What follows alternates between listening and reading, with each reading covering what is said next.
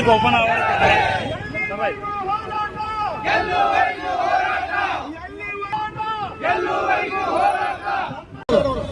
ಅದಕ್ಕೆ ನಾವು ರಾಜ್ಯದ ಮುಖ್ಯಮಂತ್ರಿಗಳಿಗೆ ಮತ್ತು ಉಪಮುಖ್ಯಮಂತ್ರಿಗಳು ಹೇಳೋದೇನಂತಂದ್ರೆ ಇಂಥ ವ್ಯಕ್ತಿಗಳನ್ನ ಯಾವತ್ತಿದ್ರು ಕೈ ಬಿಡಬೇಡ್ರಿ.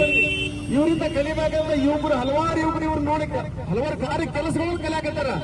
ಮತ್ತ ಎದುರಾಳಿ ಇರುವಂತ ಪಕ್ಷಗಳಿಗೆ ಏನಾದ್ರು ಲೀಗಲ್ ಆಗಿ ಉತ್ತರ ಕೊಡೋರಿದ್ರೆ ಸಂತೋಷ್ ಲಾಡ್ ಒಬ್ಬರೇ ಮಾತ್ರ.